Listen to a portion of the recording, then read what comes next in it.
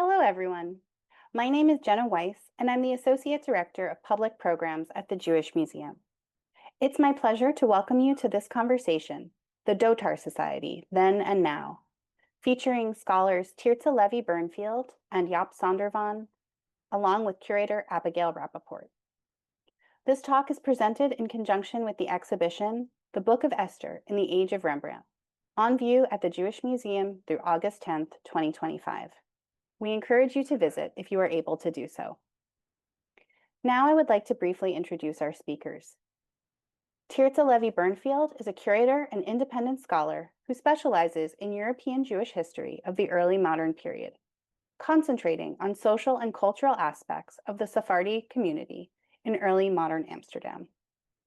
Her books include Poverty and Welfare Among the Portuguese Jews of Early Modern Amsterdam, which won a National Jewish Book Award in 2012. Jaap Sondervan is an independent consultant and the current chairman of the Dotar Society, based in Amsterdam. And finally, Abigail Rapaport is curator of Judaica at the Jewish Museum and co-curator of the exhibition, The Book of Esther in the Age of Rembrandt.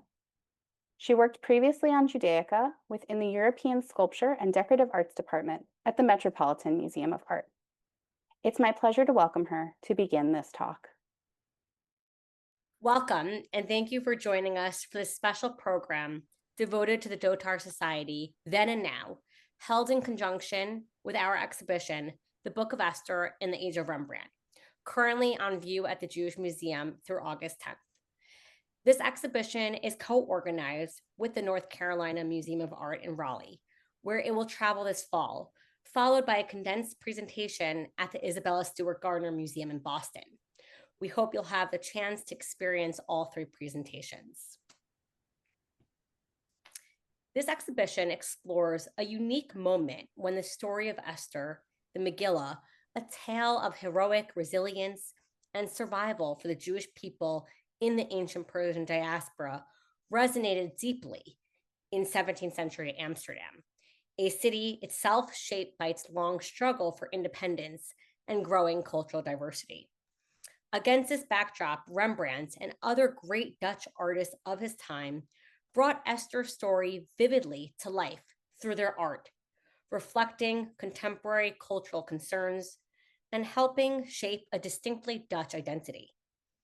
Meanwhile, Jewish artists like Shalom Italia created innovative Esther scrolls, Megillot, blending traditional Jewish forms with Dutch visual culture, mirroring a community actively adapting to and engaging with the world around them. Different artists, patrons, and audiences, Jewish and Christian, were especially drawn to Queen Esther, a young Jewish woman, an orphan, who rose to become queen of ancient Persia. Esther's story is set in the city of Susa or Shushan, the capital of the Persian Empire, under King Ahasuerus, thought to be Xerxes I, who ruled over a sprawling empire in the 5th century BCE. This story unfolds after the Jewish exile from ancient Israel following the Babylonian conquest in 587 BCE. Facing near annihilation, Queen Esther risked her life by revealing her Jewish identity to the king, giving voice to the voiceless, and securing her people's survival.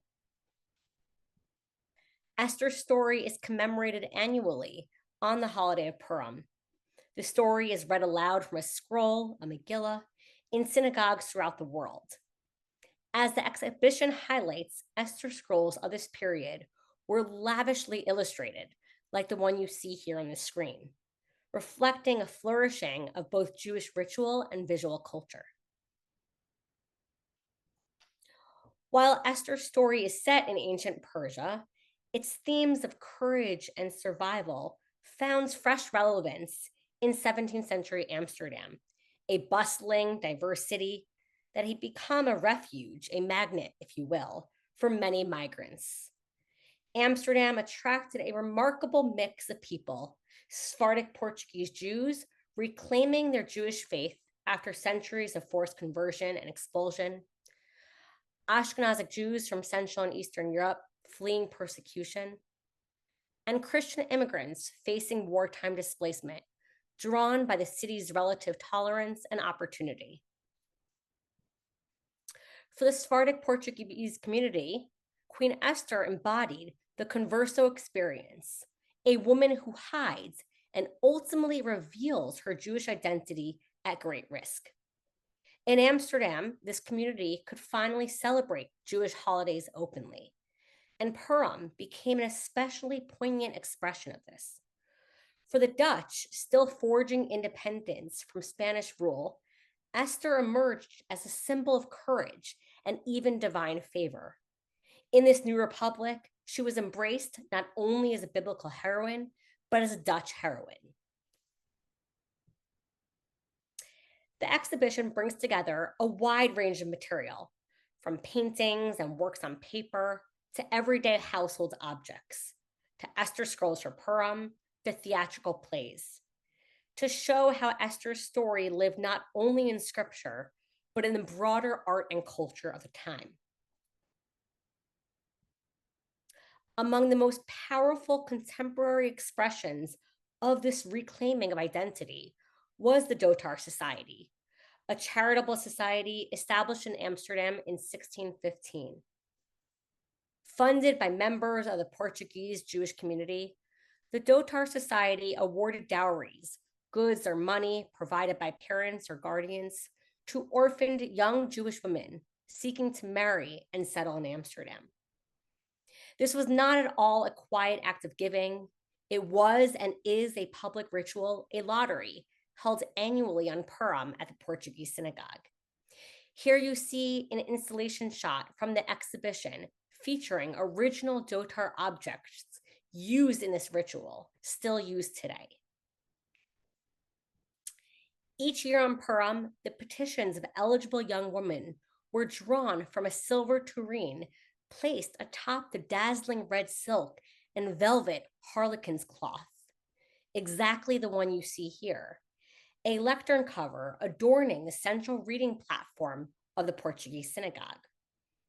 Like Queen Esther, many of these young women had hidden their Jewish identity and immigrated from regions where it was unsafe to be openly Jewish.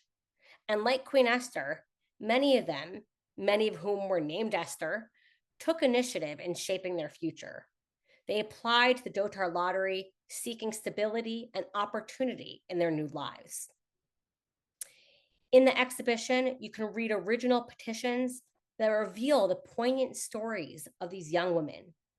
You'll encounter stories of Esther Fonseca, Esther Mendes Doval, and Esther Preta.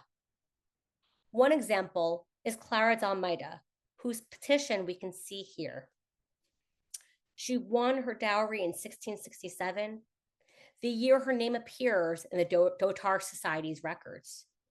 She had immigrated to Amsterdam from Bayonne, France, without her parents. Her story was particularly heartbreaking.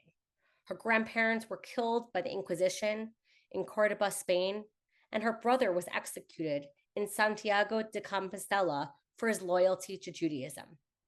Clara married a few years later. The Dotar lottery was more than a financial grant.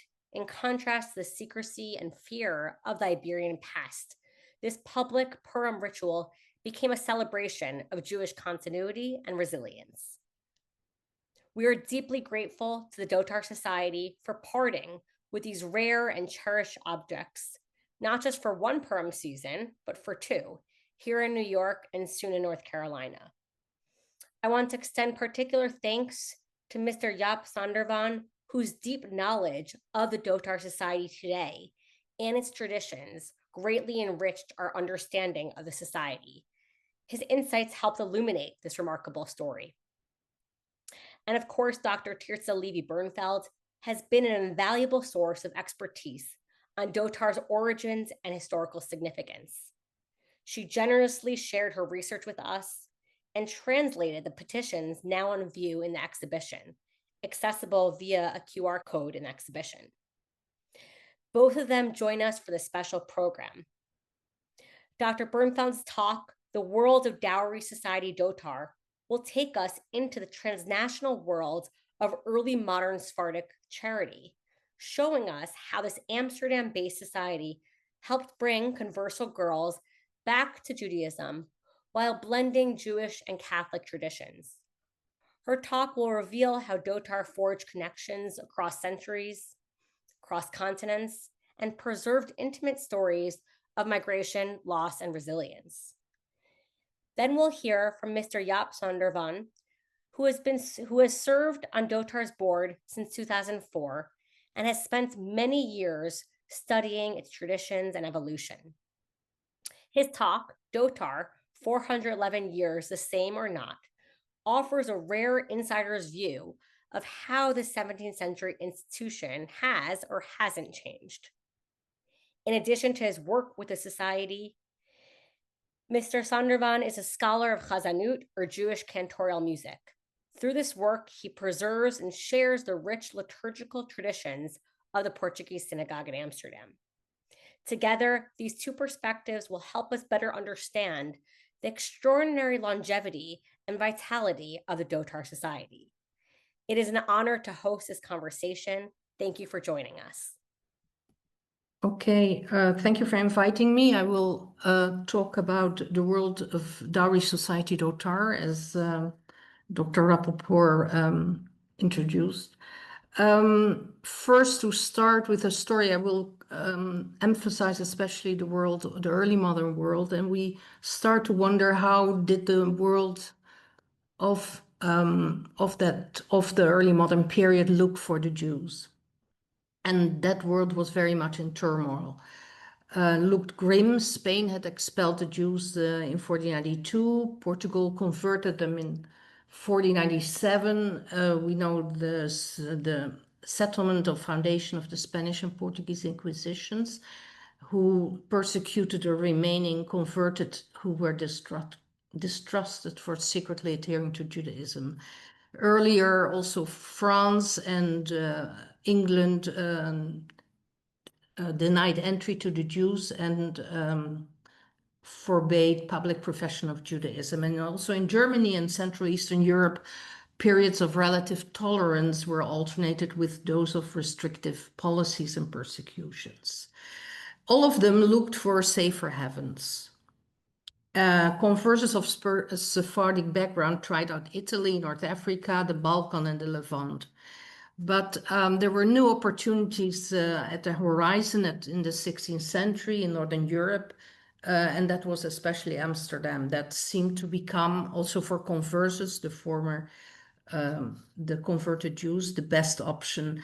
Amsterdam became an attractive place after the Dutch Republic, by the end of the 16th century, embroiled in a fierce struggle with Spain and proclaimed itself independent as a free state, free from Spanish submission, and developed into an international trading center.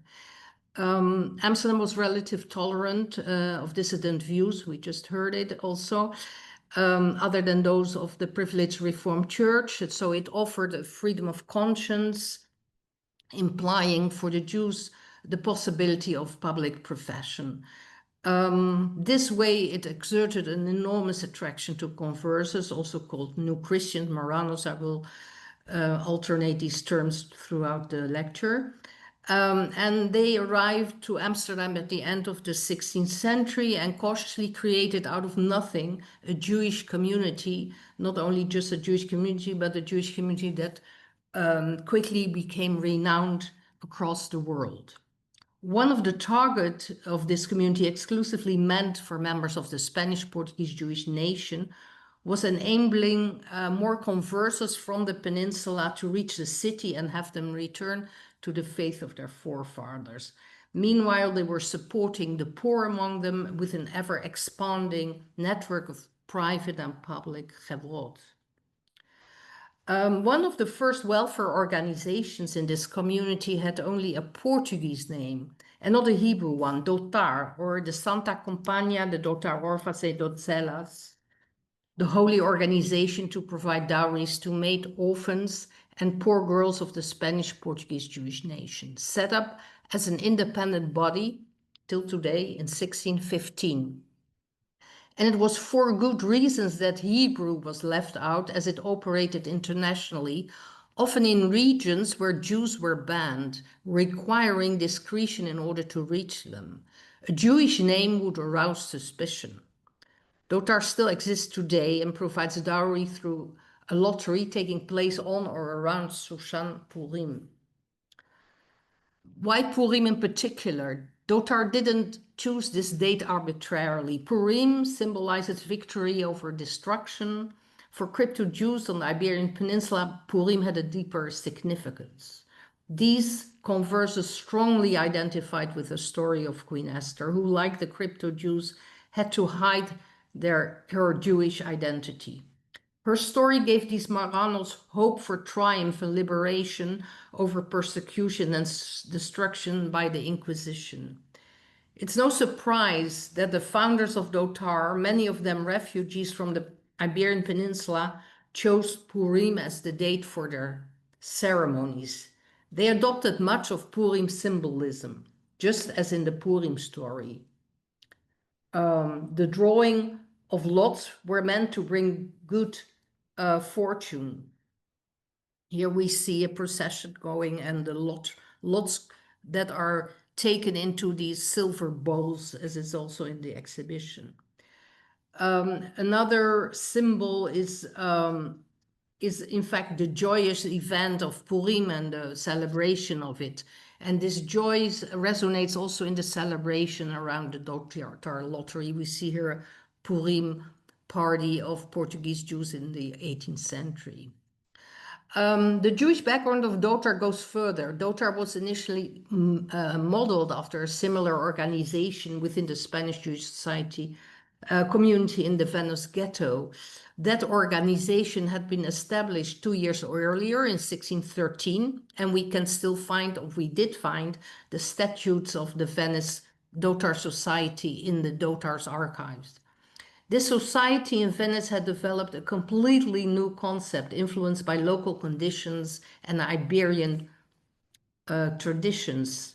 It included an ethno-religious element. Only girls from the Spanish-Portuguese Jewish nation, the Nassau, could qualify for a dowry. Furthermore, the Venetian organization was not restricted to the local market only, but extended to Sephardi girls from other Jewish communities around the Mediterranean. Dotar adopted several aspects from Venice, but went even further. It had an international reach, focusing primarily on the situation in Western Europe while leaving the Mediterranean area mostly to the Spanish Jewish Dowry Society of Venice. Yet Dotar was different. It created opportunities not only for girls of the Nassau already living within the Jewish world, but focused primarily on conversas, girls of the nation living in non-Jewish environments. Dotar's aim was to attract these girls to the Jewish world with a promise of a dowry and have them return to normative Judaism. But Dotar's tradition wasn't only Jewish. Much was also borrowed from the Catholic dowry organizations in Italy and Spain. The hierarchical structure, selective procedures, and strict oversight mirrored those Catholic institutions. The protocol was also similar. In Catholic organizations in Southern Europe, boys under 7 were invited to draw the lots, and this was also stipulated in the first Dotar statutes. In short, the symbolism and organization around Dotar emerged from a blend of cultures. Elements from the Jewish and Catholic Southern European spheres served as models and was set up out of economic, ethno-religious, and social concern. Dotar was primarily intended for poor girls of the Spanish-Portuguese Jewish nation and living between Saint-Jean-de-Luz and Danzig. That's how it's formulated in the Dotar statutes. In France, England, Flanders, and German territories. Initially, it focused on girls stranded in southern France. And early Dotar archives show that at the start of the 17th century, many refugees, often broken families, poor or impoverished, and often victims of the Inquisition, had settled in French towns like Saint-Jean-de-Luz or Bayonne. Among them were many poor girls, sometimes alone, sometimes with a grandmother or or mother, and in the best case with both parents. From these early archives, and that's very rare, we also learn where they came from. It's written like Lamego, the places in northern Portugal, Lamego, Bragança, Fundão, or Troncoso. Due to lack of funds or other obstacles, they couldn't reach a Jewish center and return to the faith of their forefathers. These girls could apply for the Dotar lottery, provided they could affirm belief in the unity of God and his holy law. And that was an early way of declaring oneself Jewish in a time and place where open admission was dangerous. Now, something about the members. The idea of rescuing poor girls and their families from a threatened environment and guiding them toward the Jewish world strongly appealed to the Nassau, to the members of the Spanish-Portuguese nation. Initially, Dotar was founded by 20 members, but it grew to 400 by 1683. After screening, it became one of the largest charitable institutions within Amsterdam's Portuguese community of the 17th century. The entrance fee of then 120 guilders was relatively high at the time, making Dotar an elite society at first. Membership was and still is hereditary. Members and their families benefited from the lottery. Higher dowries were granted to candidates connected up to the third degree to Dotar members.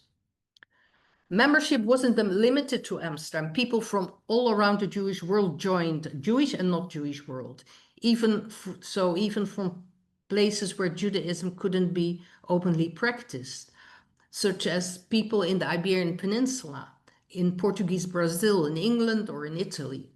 16 of such members were registered between 1615 and 1685. They were called ausentes, absentees, or secretos, secret ones. And as such, they symbolized the solidarity of Sephardic world and the strong resilience of Spanish-Portuguese Jews. Registration of these members were done cautiously. Their names were stored in sealed envelopes, you can see it here, only to be opened when they joined the Jewish world. Soon, as of the 1630s, less wealthy individuals joined, driven by the membership's advantages. Despite Dotar's elitist intentions and resistance to admitting poorer members under the pretense of avoiding self-benefit, those arguments eventually fell flat. Through inheritance and social change, the society included less affluent members over time. In the 17th and 18th century, Dotar had an enormous geographical scope. Eligible dowry candidates applied not only from Western Europe, but also from the Mediterranean and later from colonial territories. We can see here a list of the girls who were admitted to the lottery list of 1660. And we can also see how from a wide geographical scope, how they applied to Amsterdam's Dotar Dowry Society. And if I would mention some of the places from where people applied, that was besides Amsterdam, of course, The Hague, Hamburg, Glückstadt, in France, Carpentras, Rouen, Bordeaux, Bayonne, Peorat, Nice, in Italy, Livorno, Florence, Venice, for England, London, for the Balkan, Belgrade, Skopje, Monastir, Corfu, Thessaloniki. It's a whole list. For the Levant, Izmir, Aleppo, Jerusalem, and Cairo. For North Africa, Tunis, Algiers, Saleh. From the Western Hemisphere, New York, Essequibo, Curaçao, Jamaica, Barbados, Suriname, and Brazil.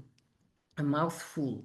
So how did Dotar operate on such a global scale? Not just in Amsterdam, representatives from converso communities in southern France and beyond were informed that girls could apply. Correspondence were held and contained no mention of Judaism to protect the candidates. Applications were submitted by post or in person. And what were the criteria to qualify? They had to meet them outlined in small petitions. They had to prove their poverty, so that they were poor, especially till World War II. They should show good moral behavior, confirmed by local Dotar representatives or Chachamim in Amsterdam and elsewhere. And we see here some of these confirmations by Chachamim, Isaac Aboab on top, Shlomo de Oliveira below, and the 18th century Chacham Isaac Chaim Abendana de Brito.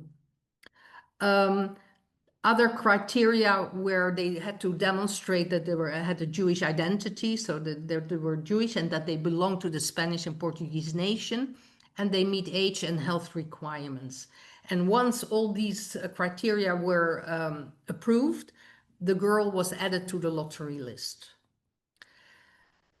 These petitions are valuable documents, especially since we know little about Sephardi poor, particularly about women who left very few material traces.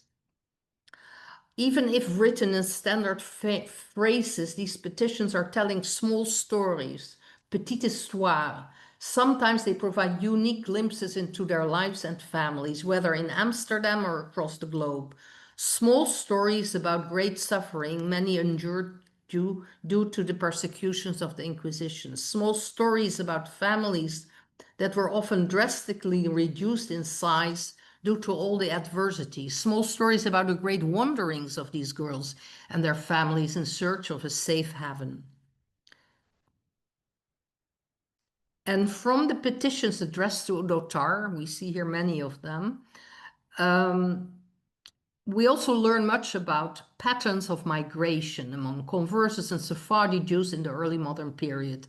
And this concerns not only migration with Amsterdam as the final destination, but also migration via Amsterdam to other places such as France, Italy, England, or the Western Hemisphere, or even migration where Amsterdam played no role at all. Before, as an example, one girl fled the Iberian Peninsula with her mother and went from southern France to Pisa to get married with the help of a Dotar dowry from Amsterdam. Another girl traveled from Ragusa, Dubrovnik, via Jerusalem to Hebron, where she got married. By that occasion, she could receive her dowry that was given to her in Amsterdam, or promised to her in Amsterdam. So she never touched base in Amsterdam at all. In the early modern period, on average, 100 or 150 girls were admitted to the lottery each year. Depending on capital yields, between 1 to 4 dowries were awarded. So there were many girls who never even won a dowry and or had to wait for years to get it.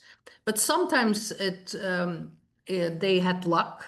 They got a dowry and then they also managed to marry quite quickly.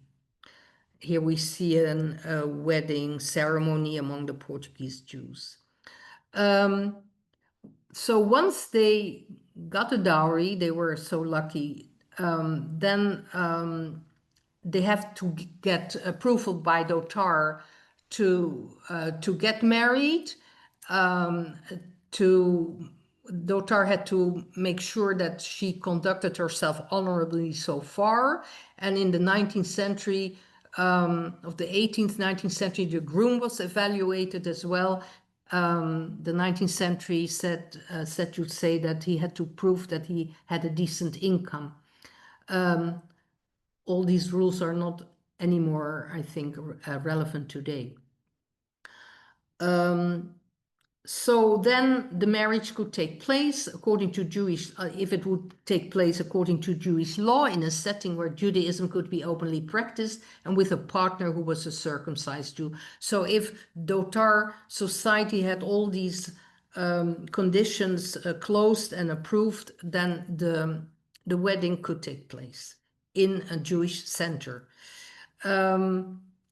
In Amsterdam especially, it took sometimes years to find a suitable groom, even if a substantial dowry was available. As I mentioned, the Portuguese community from its inception had a large number of poor among its members and faced a surplus of women. And as a result, it could take many years for girls to find a partner. And if you couldn't meet the time frame, first it was a 3 years time frame, later 8 to 12, then the dowry could not be claimed and went back to the fund. That fund, the capital, was built through membership fees, loans, and various legacies. Gifts were not only driven by altruism, it also involved prestige, and that's not only a Jewish phenomenon, but a very human one. Philanthropists often set conditions that went beyond charity, requiring prayers for the repose of their souls to be said annually during the Purim ceremonies, and that's still today the case. So their memory would be preserved. And besides giving to poor girls, Dotar practiced also other forms of charities over the centuries. In earlier times, it supported the Portuguese community. It often helped Etz Chaim Yeshiva, extended loans to the poor in Jerusalem. In the early 20th century, it supported renovations of the Portuguese cemetery in Ouderkerk. It helped the hospital, the Portuguese Israeli hospital at the time, doesn't exist anymore today. And after the Shoah, the charitable policy was formalized in new statutes, a meaning of implying that a portion of capital yields would go to social work. Various Jewish and non-Jewish projects in the Netherlands were supported. Like aid was provided during the 1953 North Sea flood, and in the 1990s, Dotar helped with the reception of Russian Jewish immigrants to the Netherlands. The founding of the State of Israel, of course, also guided the destination of donations directly or indirectly.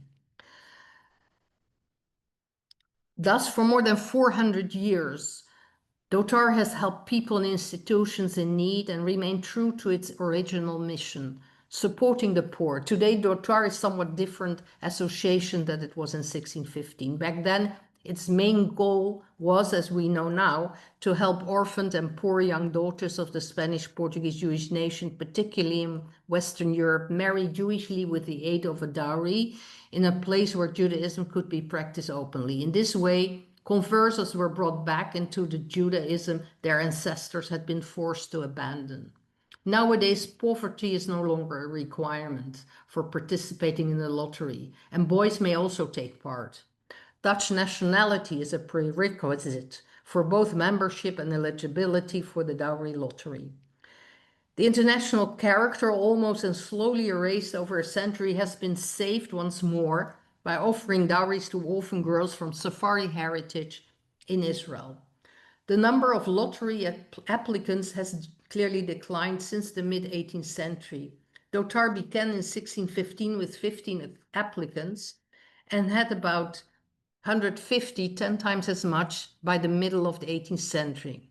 It went down in 1800 to 68, less than half.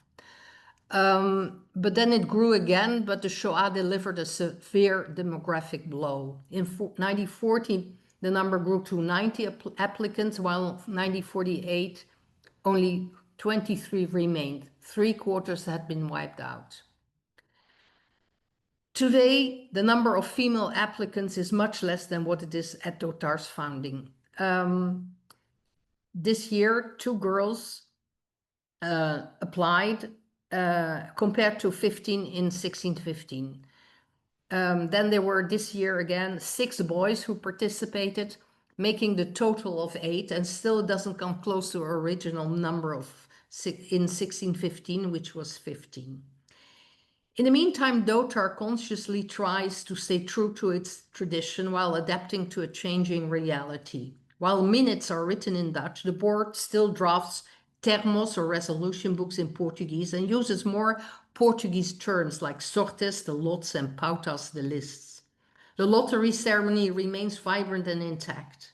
and Dotar's role in the Chuppah protocol at the Shnoch is still highly valued.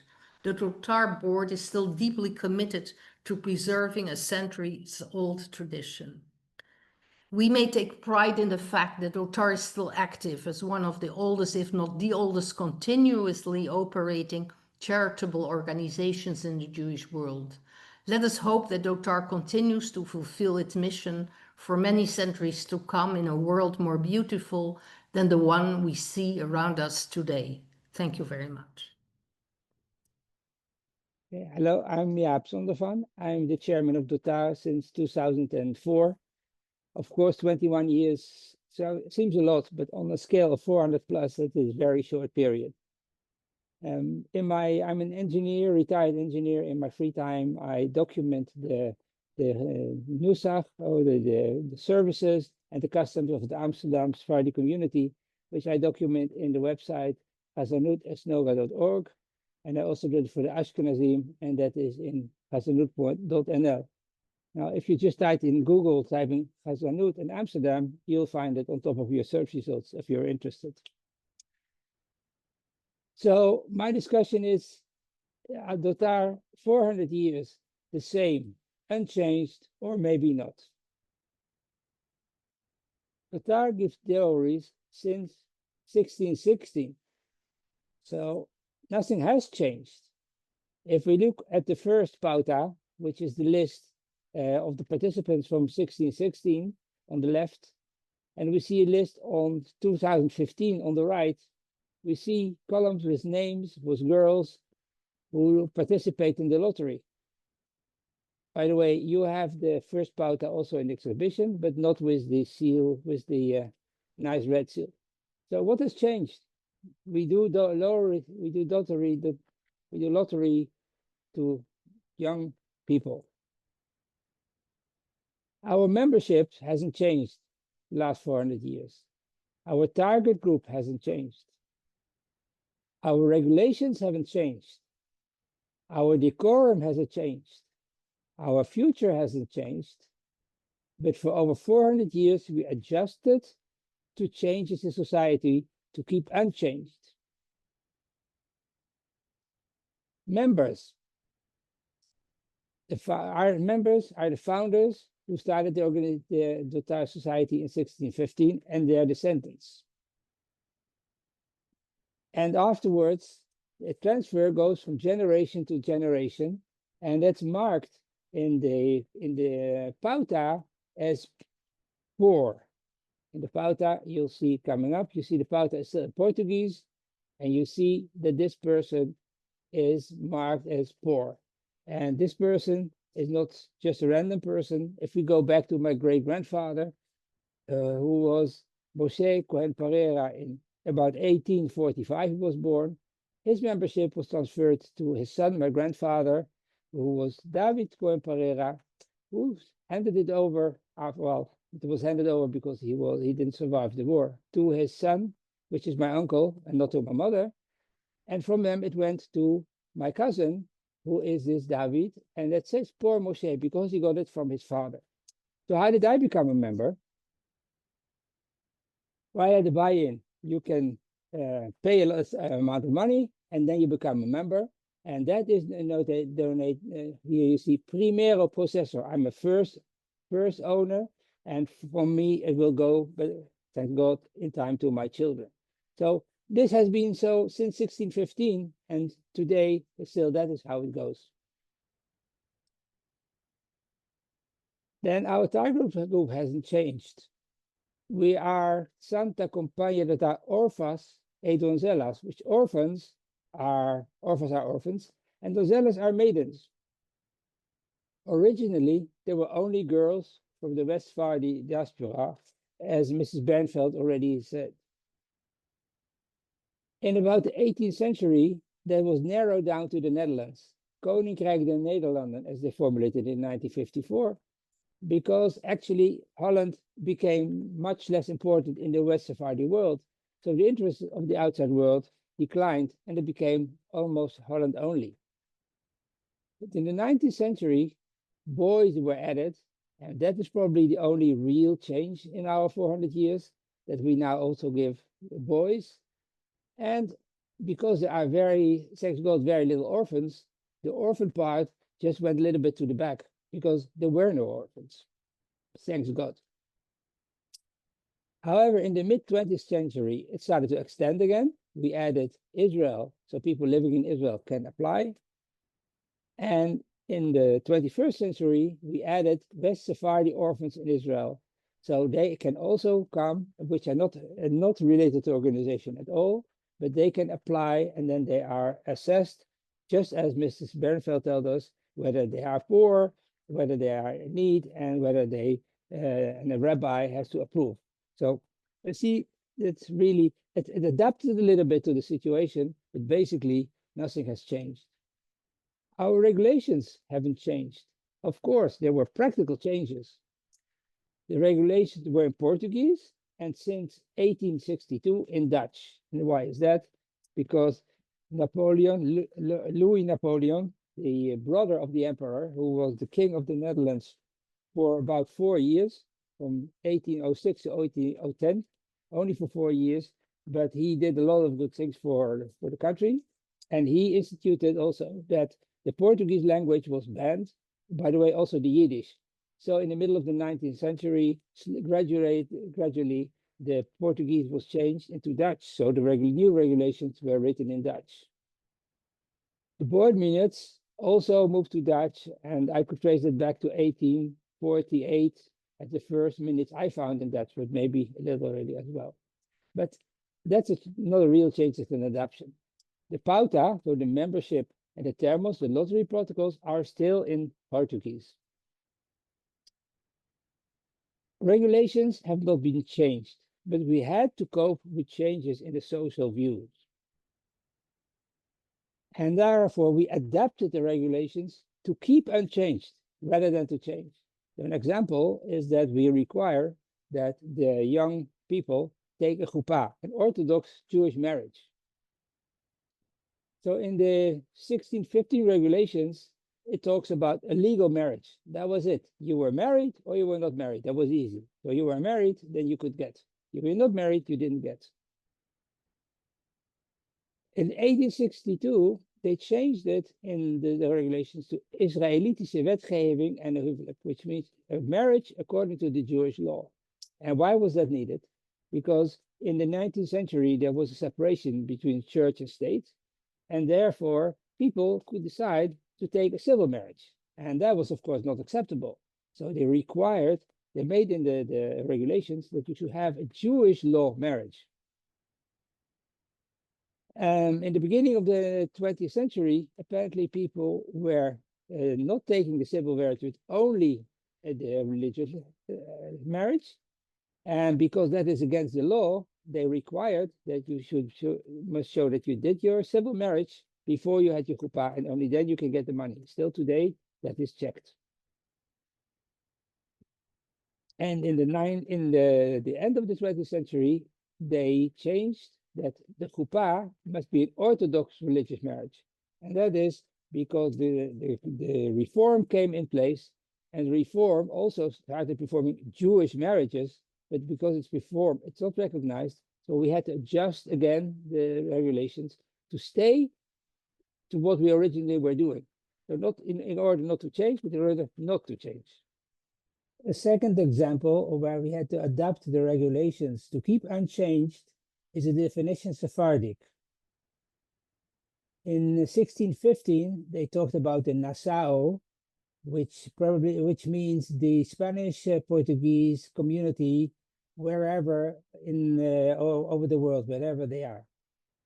In 1991, they added that all members of the Amsterdam Portuguese community qualify. That was just easy because when you're a member, they didn't have to do any investigation on the background. However, in 2019, we had to change that because the Amsterdam community decided that also Ashkenazim, who have no Sephardic roots whatsoever, could become members of the community. And therefore, we had to adapt to make the regulations that you must have Sephardic roots. So again, this is not a change, but an adaptation to stay unchanged. our decorum hasn't changed. So you see the lottery pot, this is the one, the lottery bowl, this is the second one. We have a pair. One is in New York at the moment, and one is still with us. The procession hasn't changed. And here we see, this is not the oldest picture, but the oldest picture goes down to 1929.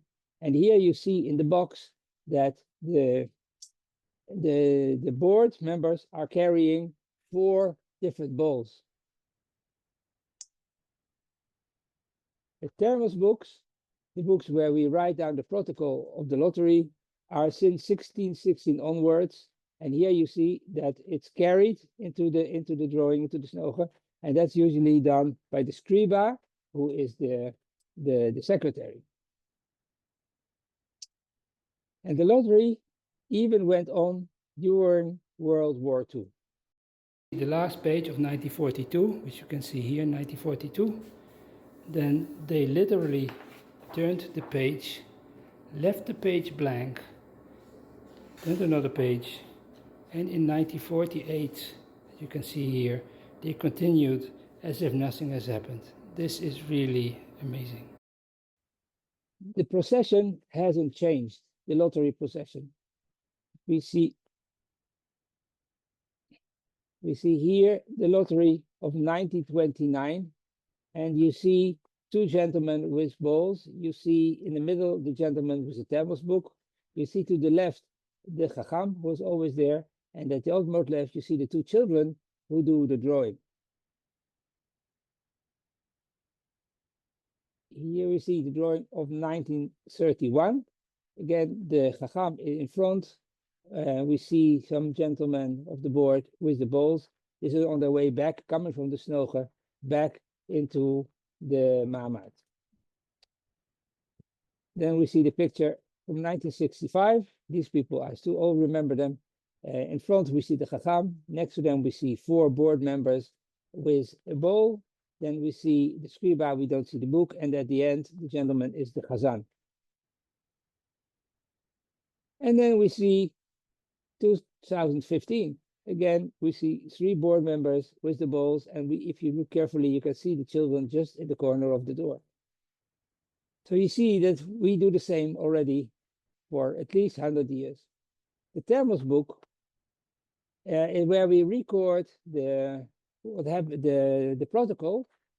We see here the first one from 1615. They are numbered, though it has number A at 1615. It starts with the founding document, and then it goes on with the list of the drawings. And we see, for example, book number F, which starts in 1778. We see book number H starting in 1840, and the L in front of it says that it's libro, it's book number H, and very small under it, it's anno, it's a year, and then it says it gives the Jewish date of the year, which amounts to 5,600.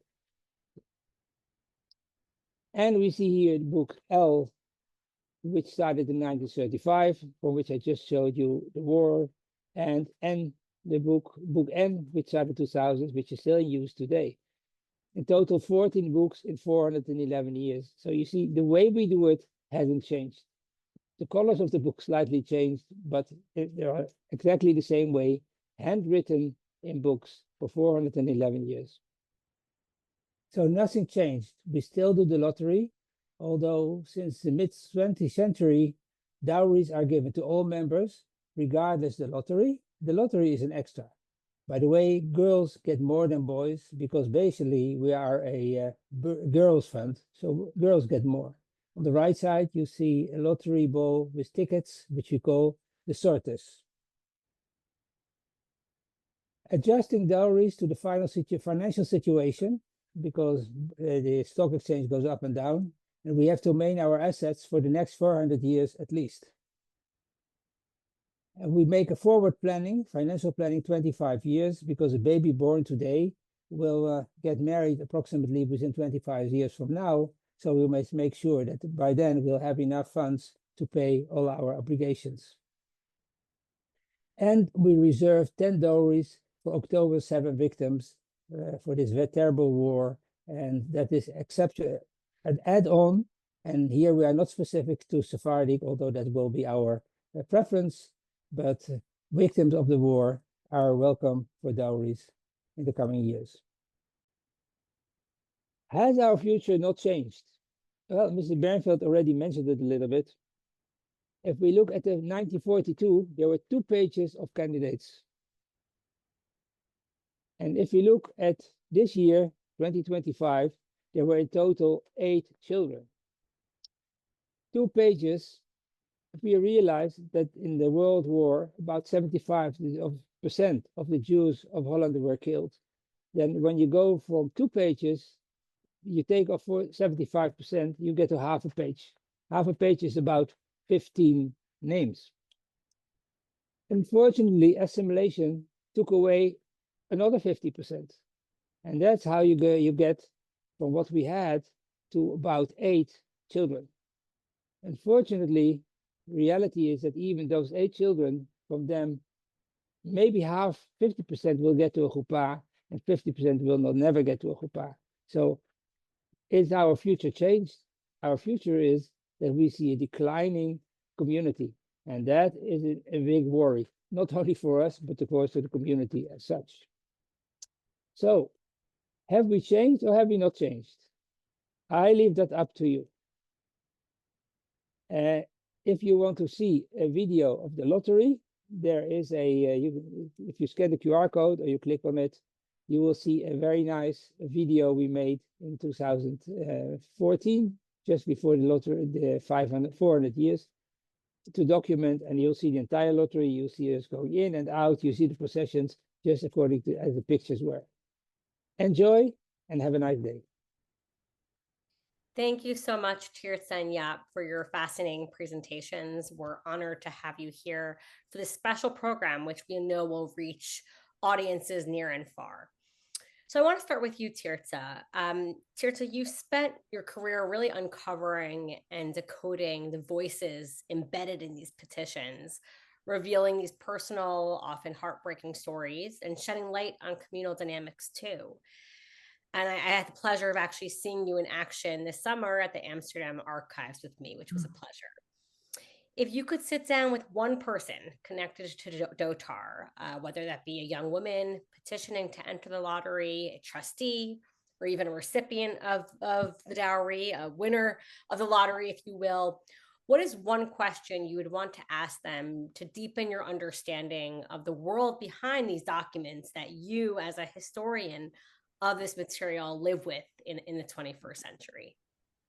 Well, I'm not sure I can handle just one question. I would like to ask them many questions. Absolutely. And these and it wouldn't only apply to girls in Amsterdam who made their way to Amsterdam or made their way to all the Jewish centers at that time. First of all, I would like to very much know whether if they went through what they went through in the Inquisition times, and whether the Inquisition followed them or their families, how they did get out of the peninsula, if somebody helped them, what would be their hopes, their dreams, whether they managed to get used to normative Jewish life, because they were used to a very different one on the peninsula, whether they kept to crypto-Jewish life on the peninsula, because many also came without joining that kind of experience. I would like to know whether they got help to get out, whether Amsterdam was a real choice, or whether they had preferred Venice, or whether they would stay in Amsterdam or envision to go to other places, what their family went through, and how they felt in a place like Amsterdam, cold, maybe relatively tolerant, but still not completely giving in to the Jews as such at that time. I think that's around what they what I would like to ask them, sit down and talk about their past, their present, and their dreams for the future. That's quite poignant to kind of think about their own past, how they're adjusting, and then their future. So thank you, Tirtsah. And Jaap, in your unique position as chairman of the Dotar Society for a few decades now, you continue to reflect on how Dotar's values and practices resonate across centuries. And I've also the pleasure of having many conversations with you two about this. If you could ask someone from Dotar's early generations, perhaps a trustee or supporter, one question, what would you want to know in your position that might help inform how you govern the society today? I think I would ask them, what did you do with the money? How important was the money to you? And I probably would have received very different answers. 400 years ago, people would say, thanks God, now we can get married.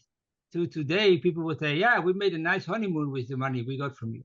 So indeed, I think the importance of the Dotar, it shows how the importance of the Dotar changed over the 400 years.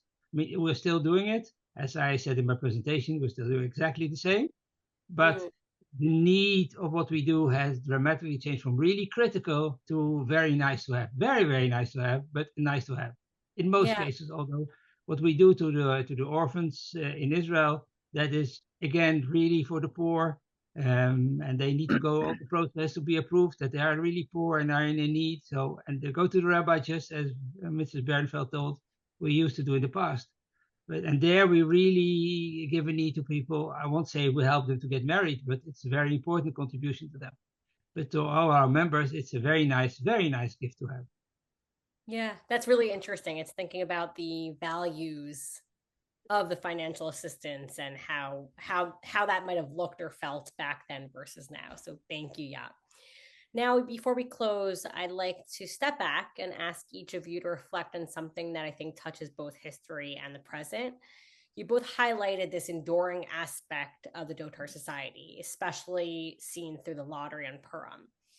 Why do you think these rituals have had such staying power, if you will? And why do they still matter to a 21st century audience listening to this program today? I think people like ceremonies, protocol, especially also in the Portuguese community. That's a very important aspect of the way they act and perform in their services as well. So I think, and people like to look at ceremonies from the past and their deep history behind it, the background. I think people are very much thrilled and moved to see such a ceremony still live today, still alive today, in fact. Yeah. That's interesting. So it's actually the longevity of it. Right. I think so people are very, very, very moved by it. That's quite poignant. Thank you. And Jaap, what are your thoughts? I think the fact that we are going into the synagogue and out of the synagogue the same way, 400 years, plus we're carrying the same bowls, the same ones, we're saying the same prayers as we have been doing all those years, that people feel the connection with history, and that's what makes it so interesting and nice to be there.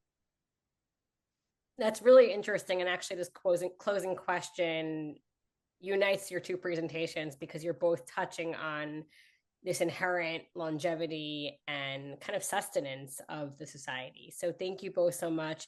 Thank you for shedding light on the Dotar Society then and now. And thank you everyone for tuning in today.